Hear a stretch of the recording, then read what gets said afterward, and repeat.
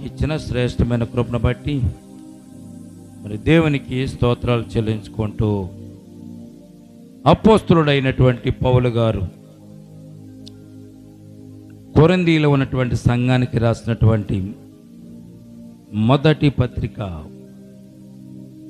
మొదటి అధ్యాయము 24వ వచనాన్ని మనము చదువుకుని మనము వాక్య భాగంలోనికి మనం ప్రవేశిద్దామండి. దయచేసి అపోస్తలుడైన పౌలు గారు రాసినటువంటి కొరింథీలకు రాసినటువంటి మొదటి పత్రికలో నుండి మొదటి అధ్యాయము 24వ వచనాన్ని ఈ సందర్భంలో మనం చదువుకొని మనం ముందుకు వెళ్దామండి.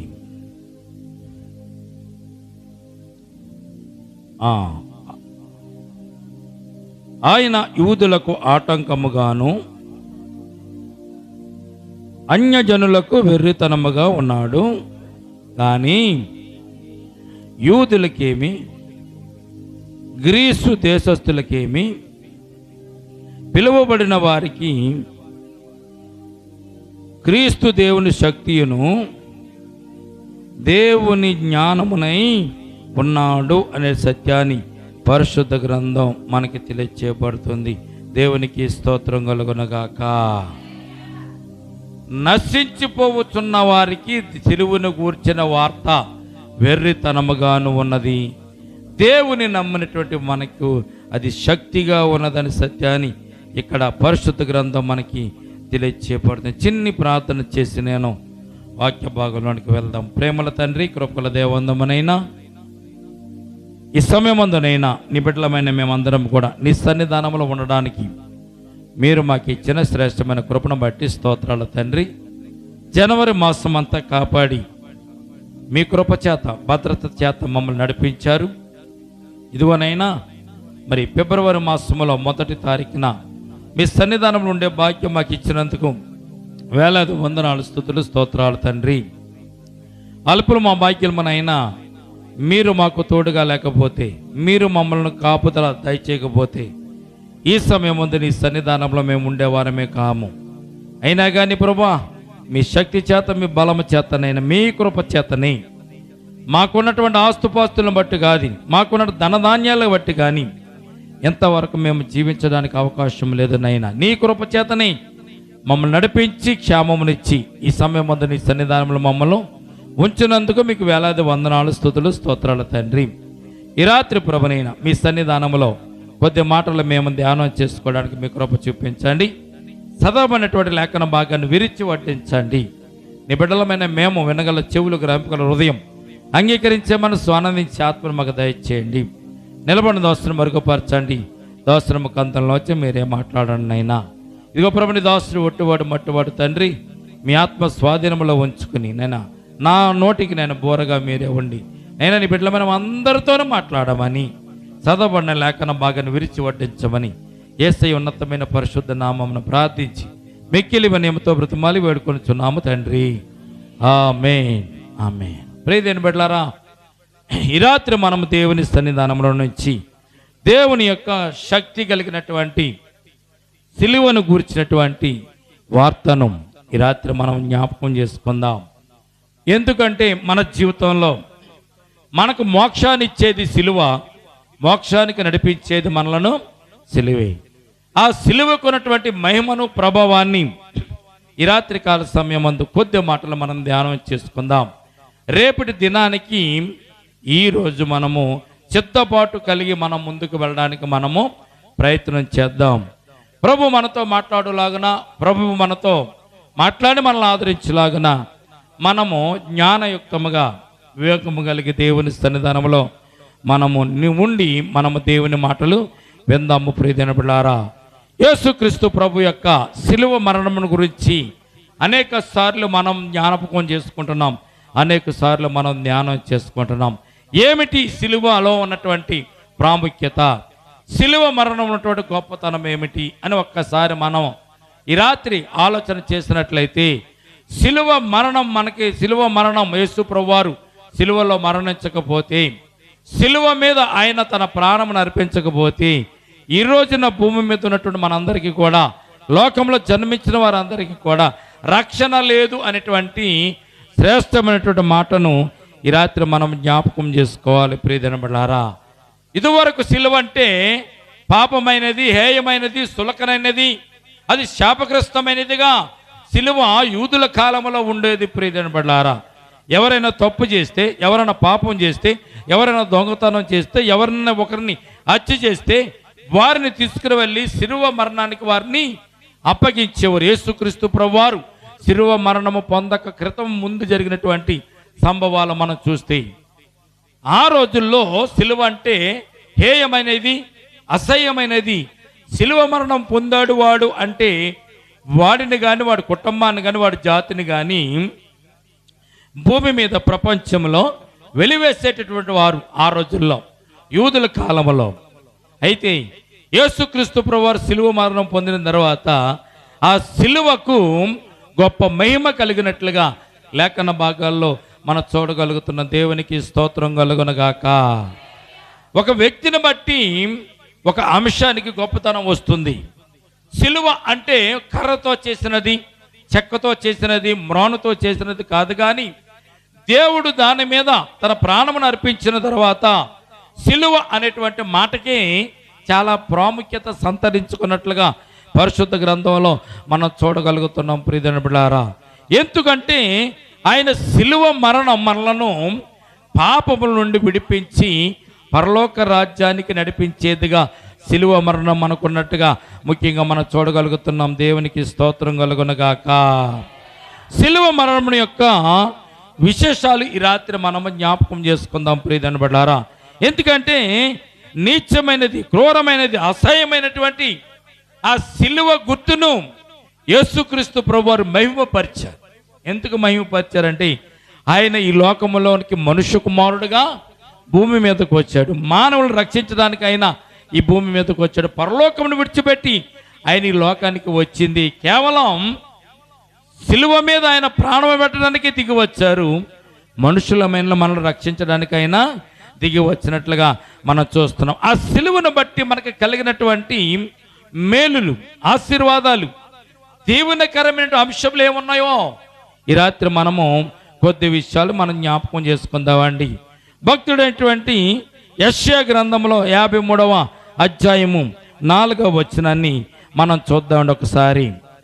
యెషయా ప్రవక్త రాసినటువంటి గ్రంథము యెషయా గ్రంథంలో నుండి 53వ అధ్యాయము 4వ వచనాన్ని ఈ సందర్భంలో మనం చూసినట్లయితే, సిలువలో ఉన్నటువంటి మహిమ, సిలువలో ఉన్నటువంటి త్యాగం, సిలువలో ఉన్నటువంటి ప్రభావం మానవులను మనకు ఎలాగ ఉపయోగపడుతుందో ఈ రాత్రి మనం జ్ఞాపకం చేసుకుందాం. 4వ వచనం చూద్దాం ఒకసారి.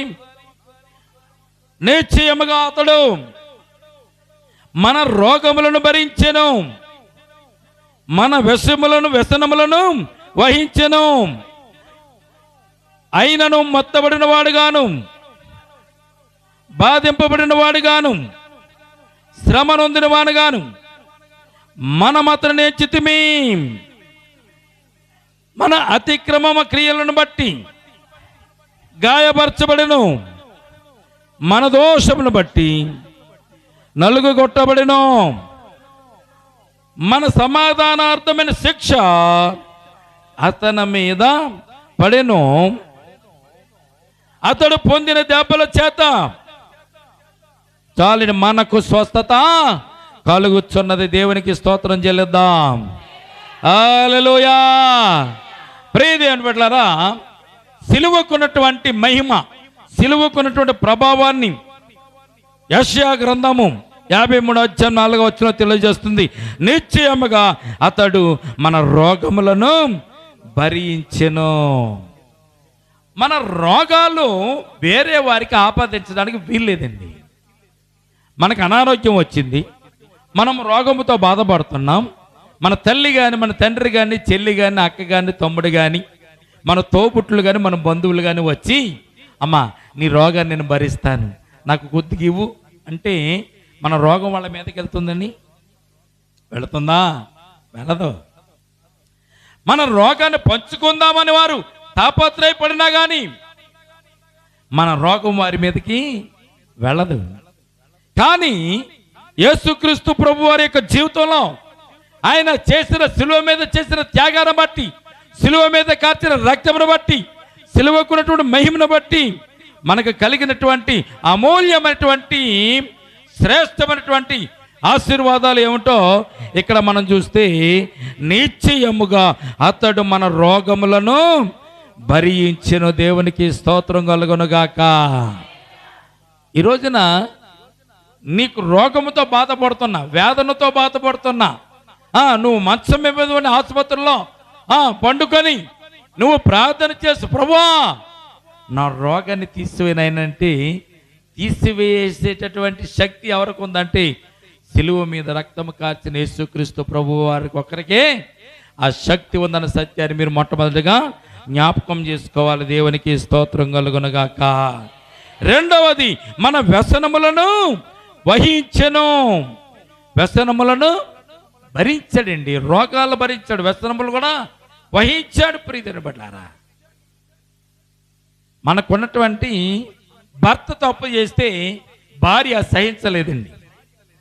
భర్త తాగొస్తే, ఒకరోజు తాగొస్తే పర్లే ఊరుకుంటుందేమో, రెండో రోజు తాగొస్తే ఊరుకోదు, మూడో రోజు తాగొస్తే ఊరుకోదు, ఇంకొకసారి తాగొస్తే ఇల్లు విడిచి విడాకులు ఇచ్చి వెళ్ళిపోతుంది. భరించలేరు. ఎవరైనా తప్పు చేస్తుంటే ఇంట్లో వాళ్ళు, గృహస్థులు, కుటుంబంలో వారు, పిల్లలు తప్పు చేసినా, అలాగే తల్లిదండ్రులు తప్పు చేసినా, అలాగే ఇంట్లో ఉన్నవారు ఎవరైనా బంధువులు తప్పు చేసినా మనం అసలు ఓర్చుకోలేం, సహించలేం. కానీ మన తప్పులను, మన పొరపాట్లను యేసుక్రీస్తు ప్రభువారు సిలువలైనా సహించాడండి. భరించినవాడు, సహించినవాడు, ఆ మరణము ప్రత్యామ్నాయంగా మనకి అనేకమైనటువంటి మేలులు కలిగించినట్లుగా పరిశుద్ధ గ్రంథంలో మనం చూడగలుగుతున్నాం. ప్రియమైన బిడ్డలారా, తర్వాత మనం చదివినట్లయితే, ఆయనను మొత్తబడిన వానిగాను, దేవుని వల్ల బాధింపబడిన వానుగాను, శ్రమ నొందిన వానుగాను మనం అతనిని ఎంచితిమి. సిలువలో ఆయన ప్రాణము విడుస్తుంటే, సిలువలో ఆయన గాయపడి బాధపడుతుంటే చూసిన వారందరూ ఏమన్నా తెలిసింది, ఏదో పాపం చేశాడు అందుకే సిలువ మీద బాధపడుతున్నారు అన్నారు. ఏదో అక్రమం చేస్తుంటాడు, అన్యాయం చేస్తుంటాడు, లేకపోతే సిలువ మరణం అంటే మరణం వేరే వారికి ఎవరు వేయరు, ఈయన సిలువ మరణం పొందుతున్నాడంటే ఈయన ఏదో ఒక పాపం చేస్తాడు అనుకున్నారు ప్రజలు. కానీ ఆయన సిలువ మీద మరణించడం దేని కొరకంటే, ప్రియమైన బిడ్డలారా, నిన్ను నన్ను పాపముల నుంచి రక్షించడానికి, నీ రోగములను తీసివేయడానికి, నీ యొక్క బాధలను సహించడానికి, నీ అవమానాలను సహించడానికి, నిన్ను పవిత్రగా చేయడానికి ఆయన సిలువలో మన కొరకు బాధలు నొందినట్లుగా మనం చూడగలుగుతున్నాం. 5వ వచనం చూస్తున్నట్లయితే, మన అతిక్రమ క్రియలను బట్టి అతడు గాయపరచబడిన. దేవునికి స్తోత్రం కలుగునుగాక. ఏం పాపం చేయకపోతే, ఏ తప్పు చేయకపోతే సిలువలు ఎందుకు దెబ్బలు తింటాడండి? సిలువలు ఎందుకు గాయాలు పొందుతాడండి? ఎందుకు కాళ్ళల్లోనూ చేతుల్లోనూ శిల మేకులతో కొట్టి శిరము పైన మొండల కిరీటం ఎందుకు పెడతారండి? ఏ తప్పు చేయకపోతే. అదే ఏదో చేసే ఉంటాడు అన్నాడు. కానీ ఆయన మన కొరకు ప్రాణం పెట్టడానికి భూమి మీదకి వచ్చి శిలువ మీద ఆయన ఏం చేశాడంటే, మన రోగములను భరించాడు, వ్యసనములను సహించాడు. అతడు పొందినటువంటి దెబ్బల చేత మనకు స్వస్థత కలుగుచున్నది. మన అతిక్రమలను తుడిచివేశాడు, మన దోషములను తీసివేశాడు. ప్రియలారా, కనుక ఈ రాత్రి మనము దేవుని యొక్క సిలువలో ఉన్నటువంటి మహత్యాన్ని మనము జ్ఞాపకం చేసుకున్నట్లయితే, తెలుసుకున్నట్లయితే, సిలువను చూసినప్పుడు మనకేం కలుగుతుందో తెలిసింది? దుఃఖము కలుగుతుంది, వేదన కలుగుతుంది, బాధ కలుగుతుంది. ప్రభువా, నా కొరకు నువ్వు సిలువ మీద మరణించావా? నా కొరకు నువ్వు సిలువ మీద రక్తం కార్చావా? ఎంత గొప్పవాడు నైనా. నేను పొందినటువంటి నాకున్నటువంటి పాపాలను బట్టి, శాపాలను బట్టి, రోగాలను బట్టి వాటిని తీసివేయడానికి నువ్వు సిలువ మరణం పొందావా అని మనము దేవుని పశ్చాత్తాపడతాం. మనకు అర్థం కావడం లేదు. సిలువను గురించి కానీ, సిలువను గురించిన వార్తను గురించి కానీ మనకేం అర్థం కావడం లేదని, అసలు ఏమీ అర్థం కావడం లేదు. ఆయన ఎందుకు బాధపడవలసి వచ్చింది? ఎందుకు వేదన పడవలసి వచ్చింది? సిలువ మీద ఎందుకు ప్రాణం పెట్టవలసి వచ్చింది? పేతురు భక్తుడు తెలియజేస్తున్నాడు. పేతురు రాసినటువంటి మొదటి పత్రికలో నుంచి 2వ అధ్యాయము 22వ వచనాన్ని మనము ఈ సందర్భంలో చదువుదాం ఒకసారి. 2వ అధ్యాయము 22వ వచనాన్ని చదువుదాం. చూడండి, పేతురు రాసినటువంటి మొదటి పత్రిక, పేతురు రాసిన మొదటి పత్రికలో ఈ మాట మనం చదువుదాం. చూడండి,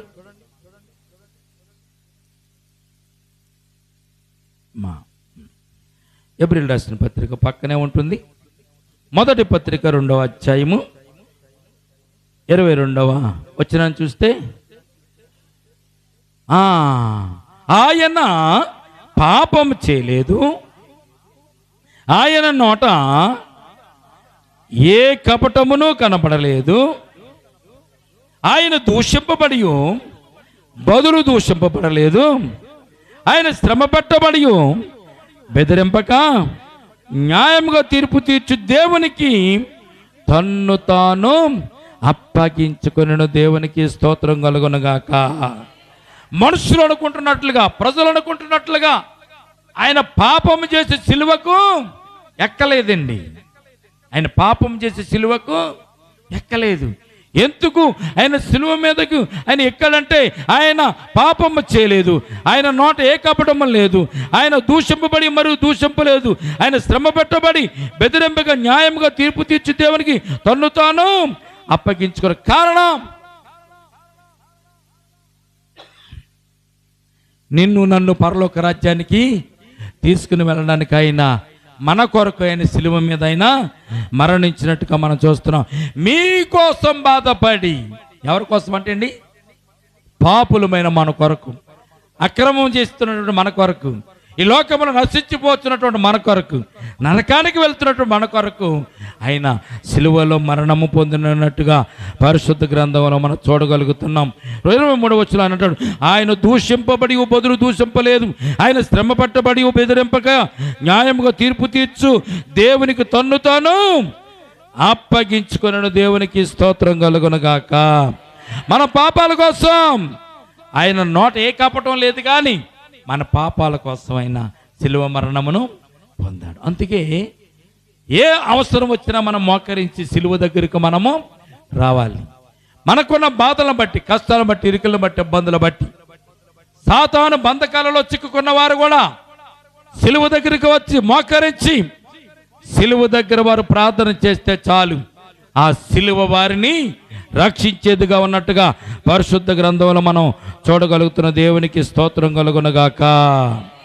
ఎందుకు ఆయన సిలువకు అంత మహిమ అంటే, ఆయన పాపరహితుడు, ఏ పాపం ఎరిగిన వాడు, పాపపు జోలికి వెళ్ళిన వాడు, పాపం అంటే అసహించుకునేవాడు కనుక ఆయన నీతిమంతుడు, యథార్థమంతుడు, ఆయన నిందారహితుడు, పాపులలో చేరక అని రాయబడి ఉంటుంది యేసు ప్రభు వారి గురించి. ఇందులో చేరక అంటే అండి, పాపులలో చేరక.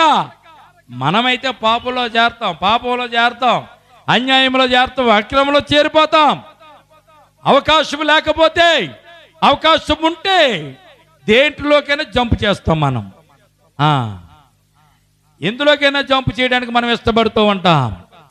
ఏ కార్యక్రమంలో జంప్ చేస్తూ ఉంటాం. జంప్ చేయడంలో మనం కంటే మించిన వారు లేరు. కనుక ఈ లోకాలను చూస్తే చాలామందిని మనం చూస్తూ ఉంటాం. చాలామంది మారిపోతూ ఉంటారు. ఇది కాదు, అది కాదు, ఇదని చాలామంది మారిపోతూ ఉంటారు. కానీ యేసుక్రీస్తు ప్రభువారు నీకు మాదిరికరంగా ఈ లోకంలో జీవించడానికి ఆయన పరలోకంలోంచి భూలోకానికి ఆయన దిగి వచ్చాడండి. ఆయన నీ కొరకు దెబ్బలు తిన్నాడండి, నీ కొరకు సిలువ మరణం పొందాడండి, నీ వ్యసనాలను భరించాడండి, నీ రోగాలను భరించాడండి. నిన్ను నరకం నుంచి తప్పించడానికి ఆయన సిలువలో తన ప్రాణమును అర్పించుకున్నాడు. ఎవరు తీయలేదు. ఆయన ప్రాణాన్ని తీయడానికి ఎవరికి హక్కు కూడా లేదండి.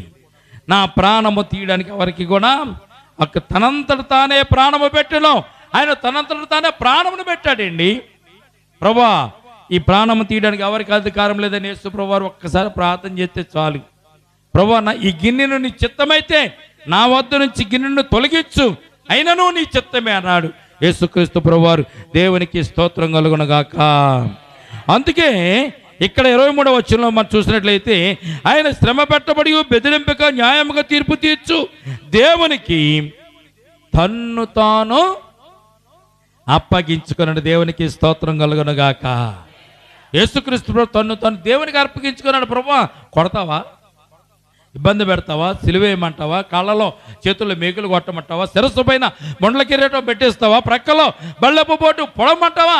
ఏదైనా నీ ఇష్టమే. అయినా ఏదైతే ఈ పని నిమిత్తం మీరు నన్ను ఇక్కడికి పంపించారు, ఆ పనిని నెరవేర్చి నేను వస్తాను ప్రభు అన్నారు యేసుక్రీస్తు ప్రభు. దేవునికి స్తోత్రం కలుగును గాక. కనుక ప్రియమైన బిడ్డలారా, సిలువలో మనకు రక్షణ ఉంది, సిలువలో మనకు స్వస్థత ఉంది, సిలువలో మన దోషాలకు ప్రాయశ్చిత్తం ఉంది, సిలువలో మనకు సంతోషం ఉంది, సిలువలో మనకు ఆనందం ఉంది. అందుకు యేసుక్రీస్తు ప్రభువారు నీ కొరకు, నా కొరకు, ప్రజలందరి కొరకు, భూమి మీద జీవించే వారందరి కొరకు, పుట్టబోయే వారందరి కొరకు ఒక్కసారి అయినా సిలువ మరణం పొంది రక్షణ కార్యమును నెరవేర్చి వెళ్ళినట్లుగా పరిశుద్ధ గ్రంథములో మనం చూడగలుగుతున్నాం. దేవునికి స్తోత్రం కలుగునుగాక. మత్తయి రాసిన సువార్త 20వ అధ్యాయము, మత్తయి రాసినటువంటి సువార్తలో నుండి 20వ అధ్యాయము 28వ వచనాన్ని ఈ సందర్భంలో మనం చూద్దామండి ఒకసారి. అలాగే మనుష్య కుమారుడు పరిచారము చేర్చుకున్నటకు రాలేదు కానీ పరిచారము చేయుటకును అనేకులకు ప్రతిగా విమోచన క్రయధనముగా తన ప్రాణమును ఇచ్చుటకును ఈ లోకమునకు వచ్చినని చెప్పాను. దేవునికి స్తోత్రం కలుగునుగాక. ఈ రోజున కొద్దిగా అధికారం ఉంటే చాలు, కొద్దిగా ఘనత ఉంటే చాలు, కొద్దిగా ధనం ఉంటే చాలు, కొద్దిగా ఆస్తుపాస్తులు ఉంటే చాలు, గౌరవప్రదమైనటువంటి ఉద్యోగం ఉంటే చాలు, అనేక మందిని పిలిచి వారు పరిచారము చేయించుకుంటూ ఉంటారు.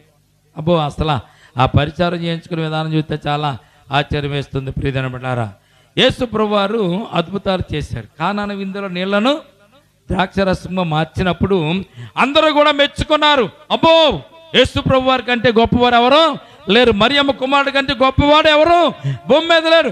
నీటిని ద్రాక్షరసం చేయడం ఏంటండి, ఎంత గొప్ప వింత, ఎంత గొప్ప అద్భుతం అని యేసు ప్రభువారు కూడా పరిగెత్తుకుని మేము కూడా నీకు శిష్యులుగా ఉంటామని వచ్చేసారు. యేసు ప్రభువారు ఏమన్నా వారితో పరిచయం చేయించుకున్నాడా? యేసు ప్రభువారు నేను నాపై ఇటువంటి పనులు ఎవరు చేయలేదయ్యా, నన్నే మీరు గణపరచండి, నాకే మీరు దండాలు పెట్టాలన్నారు యేసు ప్రభువారు. ఏమనలే. గుడ్డివాడికి కాళ్ళు ఇచ్చినప్పుడు, గుడ్డివాడికి కళ్ళు ఇచ్చినప్పుడు, పక్షవాత రోగిని స్వస్థపరిచినప్పుడు, బెతస్దా కోనేటి దగ్గర 38 సంవత్సరాల బట్టి పడి ఉన్నటువంటి వ్యక్తిని స్వస్థపరిచి ఇంటికి పంపించినప్పుడు యేసు ప్రభువారు ఇప్పుడన్నా కనీసం నేను ఇంత గొప్పవాడిని, నాలాంటి వాడు ఎవరు లేరు అని ఎప్పుడన్నా అనుకున్నారు? ఆయన ఎప్పుడు కూడా నడిచి, అయినా ఎక్కడికి వెళ్ళాలని నడిచి ఆయన ఖాళీ నడకని వెళ్ళేవారు. పగలంతా సువార్తను ప్రకటించేవారు. తను చేస్తున్న మహిమను బట్టి, ప్రభావం బట్టి అనేక మంది ఆయన సువార్తను వినడానికి వస్తూ ఉంటే వారికంటే ముందు ఈయన వెళ్ళి ఆ కొండ మీద కూర్చుని ప్రసంగించడానికి అయినా సిద్ధంగా ఉండేవారు. ఆ రోజుల్లో ఏసీలు లేవు, వాహనాలు లేవు, కార్లు లేవు, మోటార్ సైకిల్ లేవు. ఎక్కడికి వెళ్ళా ఖాళీ నడకనైనా వెళ్ళవలసి వచ్చేది. పడుకుంటాకి ఈ రోజున మనకి కుర్లాని పరుపులు, బెడ్షీట్లు లేకపోతే పడుకోలేము, డబుల్ కాటు మంచాలు లేకపోతే పడుకోలేము, పైన ఫ్యాన్ తిరగకపోతే మనము పడుకోలేము. ఎండాకాలం ఒకవేళ కరెంటు పోయింది అనుకోండి, ఫ్యాన్ తిరుగుతూ ఆగిపోయింది అనుకోండి, చిన్న పిల్లోడితో సహా లేచి కూర్చుని ఏడుతున్నాడు. ఆ రోజుల్లో ఫ్యాన్లు ఉన్నాయని లేవు. ఆ రోజుల్లో కరెంటు ఉందా? లేదు. కరెంటు లేదు, ఫ్యాన్లు లేవు. మరి ఆ రోజున యేసుక్రీస్తు ప్రభువారు జీవించిన కాలంలో ఆయన ఎంత ఒదిగి ఒదిగి తండ్రి మాట నెరవేర్చడానికి భూమి మీదకి వచ్చారండి. గొప్ప అద్భుతం చేస్తే ప్రతి ఒక్కరు కూడా అబ్బో అంత లేదు ఇంత లేదు అనుకునేవారు ఈ భూమి మీద చాలామంది ఉన్నారు. ప్రియమైన బిడ్డలారా, ఆయన పరిచయం చేయడానికి వచ్చాడండి. ఆయన దేవుడేయండి, దేవుడు కుమారుడేయండి, భూమి మీదకి మనుషు కుమారుడుగా వచ్చి పరిచర్య చేయడానికి, పరిచారకులుగా ఉండడానికి ఆయన ఈ లోకానికి వచ్చాడు. కారణం ఏంటో తెలుసండి, నేను మీకు ఎలాగైతే పరిచర్య చేస్తున్నానో మీరు కూడా మీ పొరుగు వారికి పరిచర్య చేయండి. నేను ఎలాగైతే పరిచర్య చేస్తున్నానో మీరు కూడా మీ తోటి వారికి పరిచర్య. మీరు గొప్పగా ఎంచుకోవద్దు, మీరు గౌరవ స్థానాల మీద ఉండవద్దు, మీరు అధికారులుగా మీరు ఉండవద్దు అని యేసుక్రీస్తు ప్రభువారు ఆయన చెప్పడానికి లోకంలోనికి ఆయన వచ్చి ఆయన చెప్పిన మాట ఏంటో తెలుసండి. అలాగే మనుష్య కుమారుడు పరిచారం చేయించుకుని రాలేదు కానీ పరిచారం చేయుటకును అనేకులకు ప్రతిగా విమోచన క్రయముగా తన ప్రాణమును ఇచ్చుటకును వచ్చనని ఆయన చెప్పిన దేవునికి స్తోత్రం కలుగునుగాక. ఎక్కడండి ఆయన? ఎక్కడ హెచ్చించుకున్నాడు ఆయన? యేసు ప్రభువు ఎక్కడ హెచ్చించుకోలేదండి. ఎక్కడైనా తగ్గించుకున్నాడు. నిన్ను నన్ను హెచ్చించడానికి ఆయన ప్రయత్నం చేశాడు. నా బిడ్డలు అన్నాడు, నా సహోదరులు అన్నాడు, నా సహోదరులు అన్నాడు, నా బిడ్డలు అన్నాడు, నా కుటుంబీకులు అన్నాడు, నా సంఘంలో సంఘ బిడ్డ అన్నాడు, నా సొత్తైన ప్రజలు అన్నాడు. అంత ఘనత అంతా ఆయన మనకిచ్చి కష్టాలు ఆయన అనుభవించారు. ప్రియమైన బిడ్డలారా, ఈ రాత్రి మనము యేసుక్రీస్తు ప్రభు యొక్క సిలువను చూసి మనము ఏం చేయాలి తెలుసండి? నా కొరకు ఆయన ప్రాణం పెట్టాడు, నా కొరకు ఆయన త్యాగం చేశాడు, నా కొరకు ఆయన సిలువలో ప్రాణం పెట్టి మహిమ రాజ్యం నాకు ఇవ్వడానికి ఆయన సిలువ మరణం పొందాడు, దెబ్బలు తిన్నాడు, గాయపరచబడ్డాడు. ఈరోజు నేను ఇలా ఉన్నానేంటి? అసలు నా స్థానం ఏంటి? నా పరిస్థితి ఏంటని ఆలోచన చేసుకునేటువంటి స్థితిలో సిలువ దగ్గర మనము ప్రార్థన చేసుకోవాలి. దేవునికి స్తోత్రం కలుగునుగాక. ప్రియమైన బిడ్డలారా, యేసుక్రీస్తు ప్రభు యొక్క సిలువ మనకు ఒక మార్గాన్ని చూపించింది. ఈ లోకంలో మనల్ని రక్షించడానికి ఆ సిలువ ఒక గొప్ప త్యాగం చేసింది. ఆ సిలువను బట్టి లోకంలో మనము మంచి పేరు పొందుకుని భూమి మీద జీవించగలుగుతున్నాము. సాతాను మనం టచ్ చేయడానికి వీలు లేకుండా, సాతాను మనలను పట్టుకోవడానికి వీలు లేకుండా, సాతాను మన దగ్గరికి రావడానికి భయపడేలాగా సిలువ రక్తము మనకు కాపుదలగా ఉందన్న సత్యాన్ని మనము జ్ఞాపకం చేసుకోవాలి. దేవునికి స్తోత్రం కలుగునుగాక. మరొక మాట మనం చదువుతామండి. కొరింథీయులకు రాసినటువంటి మొదటి పత్రికలోని, కొరింథీయులకు రాసినటువంటి మొదటి పత్రిక 6వ అధ్యాయము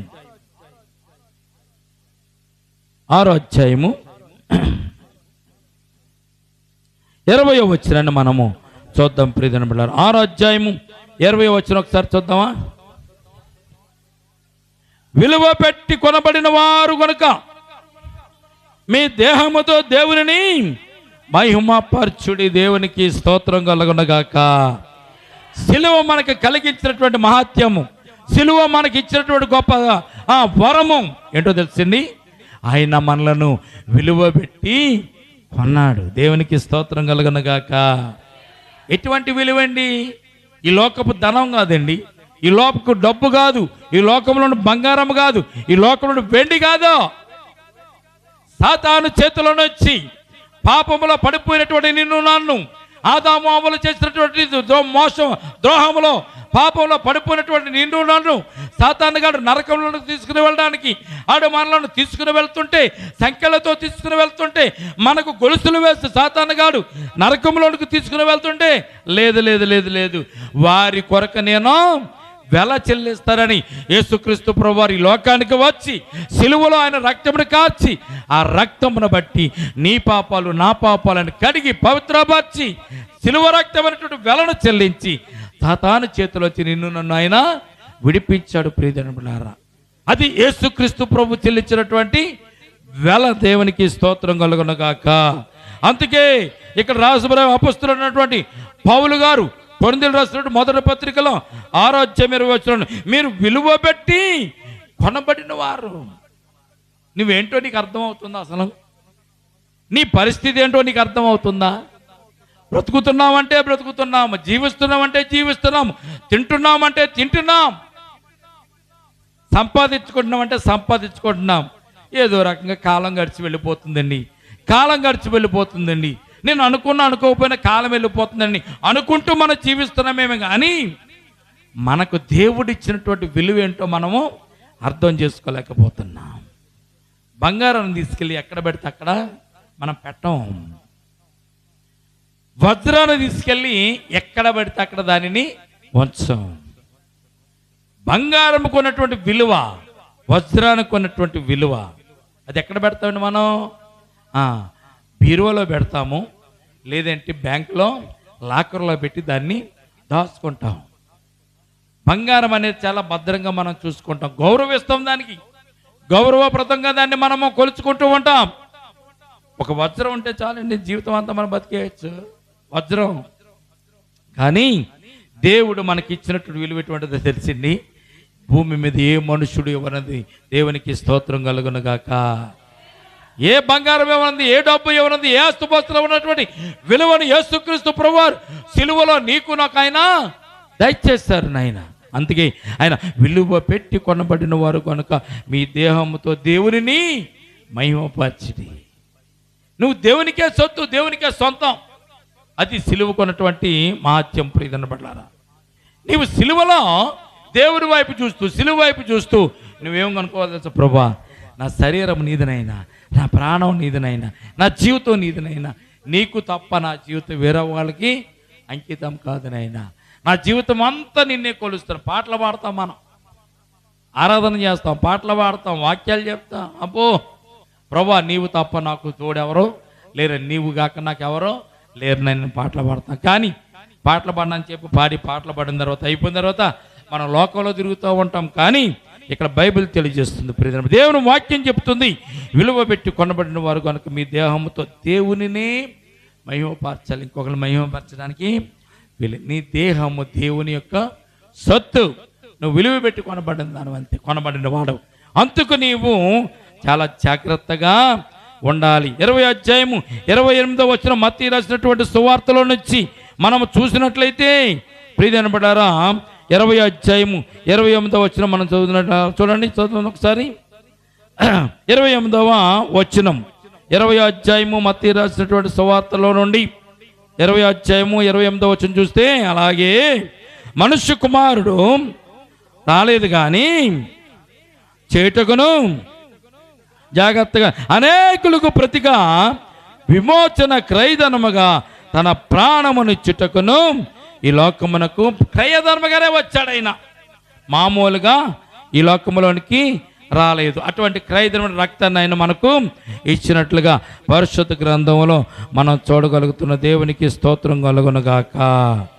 అటువంటి క్రయధర్మను ఇవ్వడానికి యేసుక్రీస్తు ప్రభువారు యోగ్యుడైనా, అసలు యోగ్యత కలిగిన వాడైనా, ఆయన అర్హుడైనా అంటే ప్రకటన గ్రంథంలో ఒక మాట రాయబడి ఉంటుందండి.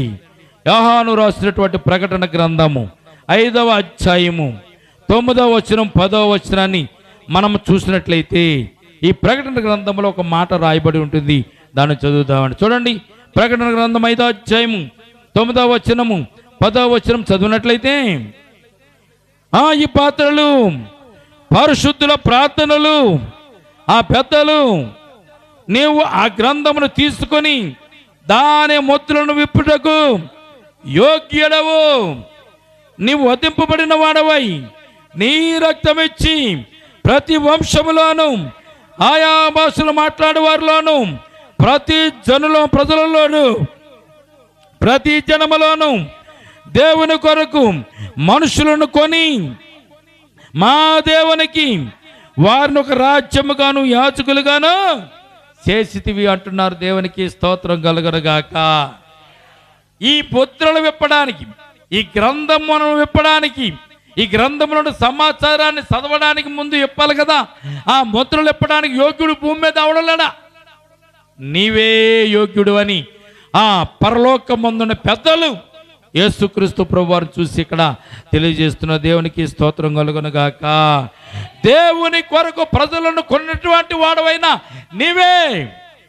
దేవుని కొరకు ప్రజలను ఏం చేశాడంటే ఆయన తన సిలువ రక్తంతో కొన్నాడనే సత్యాన్ని ఈ ప్రకటన గ్రంథం మనకి తెలియజేయబడుతుంది.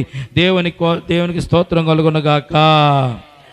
దేవుని కొరకు ప్రజలను కొని మా దేవునికి వారిని ఒక రాజ్యముగాను యాజకులుగాను చేసితివి. నీవే గొప్పవాడివి, నీవే యోగ్యుడు అని పరిశుద్ధ గ్రంథం మనకి తెలియజేయబడుతుంది. ప్రియజనుడు అని యోగ్యుడండి.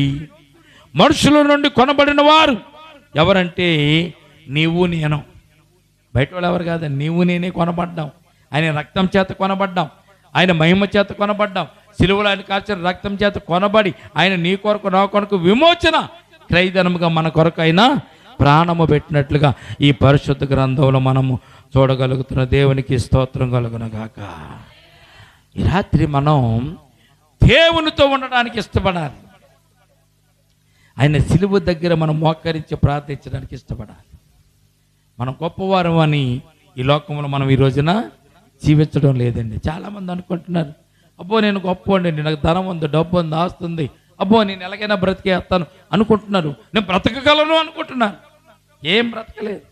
దేవుని కాపుదల లేకపోతే, దేవుని కృప లేకపోతే, దేవుని యొక్క ఆశ్రయం లేకపోతే, దేవుని యొక్క దయాళత్వం లేకపోతే, ఆయన మంచితనం లేకపోతే మనం భూమి మీద అసలు బ్రతకలేము. కానీ మనకున్నటువంటి సౌలభ్యాలన్నీ కూడా ఇది కృపాకాలము కనుక, దేవుడు మనల్ని కృప చూపిస్తున్నాడు కనుక ఆ కృపలో మనం బ్రతికేస్తున్నాము. కానీ కృపాకాలం అయిపోయిన తర్వాత తీర్పు దినం వచ్చింది అనుకోండి, నీవు నేను ఎక్కడ ఉంటావో మనకే తెలియదు. కానీ ఆయన మనలను ఏర్పాటు చేసుకున్నాడు. మన రోగములు ఆయన వహించాడు, మన వ్యసనాలు భరించాడు, మన అతిక్రమణ కోసం, మన దోషముల కోసం, మనం తప్పిపోయినప్పుడు మనల్ని రక్షించడానికి ఆయన సిలువలో ప్రాణం పెట్టి సిలువను మనకు ఆదర్శముగా ఆయన మనకు దయచేశాడు. ఈ రాత్రి మనము ఆ సిలువ చెంతకు చేరి సిలువలో మనము దేవుని ప్రార్థిస్తూ, సిలువలో దేవుని కొరకు మనము ఆరాధిస్తూ, సిలువ చెంతన మనకున్నటువంటి అక్రతల అవసరం తెలియజేసుకుంటూ, ప్రభువా నన్ను రక్షించింది నీ సిలువేనైనా, నన్ను కాపాడింది నీ సిలువే, నా కొరకు రక్తం కార్చింది నీవే ప్రభువా, నన్ను కొన్నావు తండ్రి, నీ సొత్తైన ప్రజలు నన్ను ఏర్పాటు చేసుకున్నావు, పరలోక రాజ్యానికి వెళ్ళడానికి నువ్వు ఇష్టపడి నన్ను రక్షించుకున్నావు నాయన, నరకం నుంచి నన్ను తప్పించావని కన్నీటితో దేవుని సన్నిధిలో ప్రార్థన చేసుకుంటూ దేవునిలో మనం ముందుకు వెళ్ళడానికి మనం ప్రయత్నం చేయాలి. మనకైతే అది దేవుని యొక్క శక్తి అయి ఉన్నది. నశించుతున్న వారికి సిలువను గూర్చిన వార్త వెర్రితనముగాను, రక్షింపబడినటువంటి మనకు దేవుని శక్తి అయి ఉన్నది. దేవునికి స్తోత్రం కలుగునగాక. అటువంటి శక్తిని దేవుడు మనకు అనుగ్రహించారు కనుక ఆ శక్తిని పొందుకున్నటువంటి నీవు నేను ఈ లోకంలో దేవుని బిడ్డగా ఉండడానికి, దేవునితో ఉండడానికి మనం ఈ లోకంలో ఇష్టపడదాం కనుక చెప్పబడినటువంటి మాటలు మనం దేవుని చెంత మనం ఉండడానికి, దేవునితో మనం ఉండడానికి ఆయన రక్తం పెట్టి కొనబడిన వారం కనుక మనం ఆయన వారము. ఆయన మన కొరకు ప్రాణం పెట్టిన ఆయన మన దేవుడు, మనం రక్షించడానికి వచ్చినవాడు. తండ్రి అనేటువంటి సంబోధన చేస్తూ ఆయనను ప్రార్థించిన వారికి ఆయన ఎల్లప్పుడూ కూడా తోడుగా నీడగా ఉండేటువంటి ఆయనని మనం జ్ఞాపకం చేసుకుందాం. ఆయన సన్నిధానంలో ఉంటూ ఆ సన్నిధానాన్ని కృపను పొందుకుంటూ ముందుకు సాగుతాం. రేపటి దినమున సిలువను గురించిన వార్తను గురించి మనం జ్ఞాపకం చేసుకుంటూ, రేపటి దినాన్ని మనం జ్ఞాపకం చేసుకుంటూ ఆయన మన కొరకు చనిపోయి ప్రాణం పెట్టి ఆయన శరీరమును, ఆయన రక్తమును మనకు ఆయన బహుమతిగా ఇచ్చారు కనుక ఈ లోకంలో జీవించినంత కాలము ఆయన శరీరమును బట్టి, రక్తమును బట్టి మనం నిరపరాధులుగా జీవిస్తూ ఆయన మనకి ఇచ్చిన పరలోక రాజ్యంలోనికి నీతిమంతులుగా, నిందారాధులను చేరుకుందాం. ఈ కొద్ది మాటలు దేవుడు దీవించి మనలను ఆశీర్వదించును గాక. ఆమేన్. ఆమేన్. ప్రార్థన చేర్చలేని ఎత్తు ఉన్నదా, ప్రార్థనతో చేరలేని చోటు ఉన్నదా, ప్రార్థన చేర్చలేని ఎత్తు ఉన్నదా, ప్రార్థనతో చేరలేని లోతు ఉన్నదా, ప్రార్థనతో మార్చలేని గుండె ఉన్నదా, ప్రార్థనతో మార్చలేని గుండె ఉన్నదా, ప్రార్థనలో మార్చలేని గాయమున్నదా, ప్రార్థనలో మాన్పలేని గాయమున్నదా, ప్రార్థన ప్రార్థన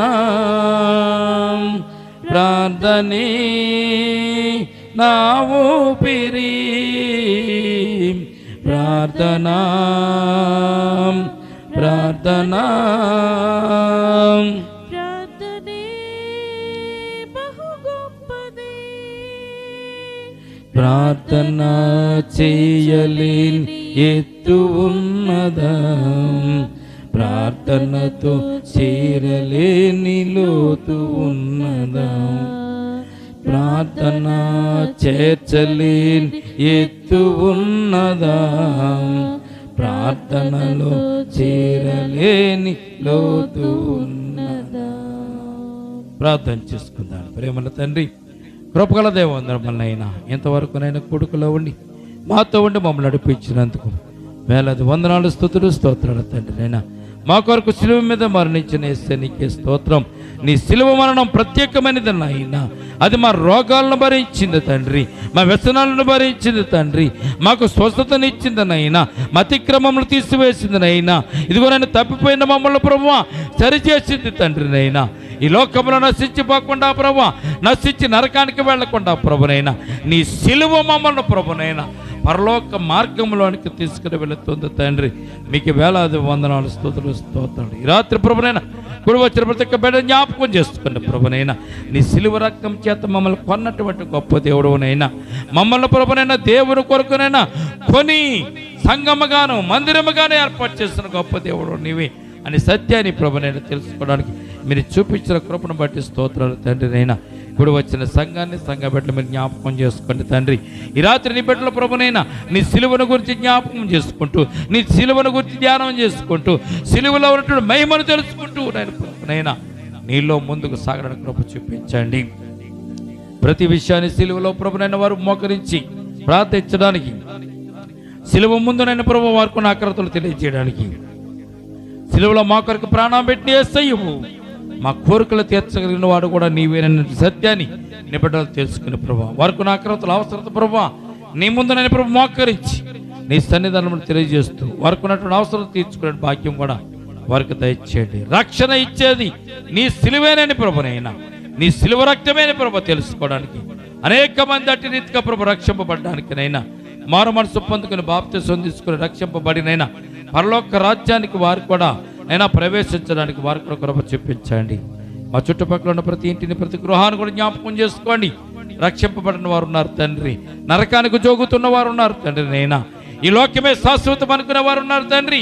ఈ లోకము విడిచిన తర్వాత మా జీవితం, మా బ్రతుకునైనా ఏమవుతుందో తెలియని పరిస్థితులు అనేక మంది ఉన్నారు తండ్రి. లోకము విడిచిన తర్వాత మా జీవితం ఏంటి?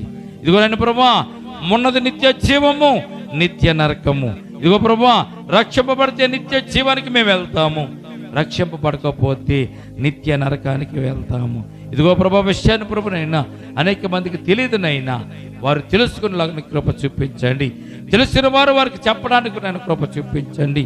వారికి నేను మంచి మార్గములు వారు నడిపించినైనా క్షేమకరమైన మార్గము, నిత్యమైన మార్గము, సూర్య చంద్రులు లేనటువంటి పరలోక రాజ్యములో వారు కూడా ఉండేటువంటి భాగ్యం వారికి నేను ప్రభా మీరే కలిగించండి. ఇంకొక సంవత్సరం మాకు మీరు ఇచ్చారు కనుకనైనా ప్రభా మేము మారు మనసు పొందుతామని, మేము రక్షణ పొందుతామని ప్రభా ఇక్కడ ఈ బిడ్డ ప్రభు మారు మనసు పొందితే బాగుండు, రక్షణ పొందితే బాగుండు, నరకం నుంచి తప్పింపబడితే బాగుండునని అయినా కేవలం ప్రభునైనా మా మీద దయతో ప్రభునైనా మరొక సంవత్సరం మీరు మాకు ఇచ్చారు. జనవరి మాసం అంతా కాపాడారు, ఫిబ్రవరి మాసంలో మమ్మల్ని ప్రవేశపెట్టారు తండ్రి. ఇదిగో ప్రభునైనా ఈ నెలలో నేను ప్రభు అనేక మంది మారడానికి, అనేక మంది రక్షణ పొందుకోవడానికి కృప చూపించండి. ఇదిగో ప్రభునైనా మా రోగాలను భరించేవాడు నీవే, మా రోగములను తీసివేసేవాడు, మా బాధలను తీసివేసేవాడు, మాకున్నటువంటి ఆకృతులు తీర్చేవాడు, మా జీవితాలను సంతోషమైన మార్పులు నడిపించగలిగినటువంటి యేసయ్యవు నీవే తండ్రి. అది కేవలం ప్రభు సిలువ రక్తంలోనే ఉందనైనా, సిలువ శక్తిలోనే ఉందనైనా, సిలువ మహిమలోనే ఉంది కనుక నేను ప్రభా అట్టి నేను ప్రభా నిన్ను వెంబడించి నీతో నడిచి నేను ప్రభా అనేక రీతిలుగా ప్రభా మేము ఆశీర్వదింపబడే కృప చూపించమని ఈ రాత్రి కూడా వచ్చిన బిడ్డల మాట స్తోత్రాలు రానటువంటి వారు ఎవరు ఉన్నారు తండ్రి. నేను రేపటి దినం వారు రావడానికి కృప చూపించిన ప్రార్థన అవసరం కోరిన ప్రతి ఒక్క బిడ్డను జ్ఞాపకం చేసుకుని వారి ప్రార్థన అవసరం చేర్చండి. ఈ రాత్రి ప్రభువైనా నీ బిడ్డల మమ్మల్ని అందరూ కూడా మీరు ఆదరించి మా గృహాల చుట్టూ మీకు కంచి వేసి కాపుదలు దయచేయండి.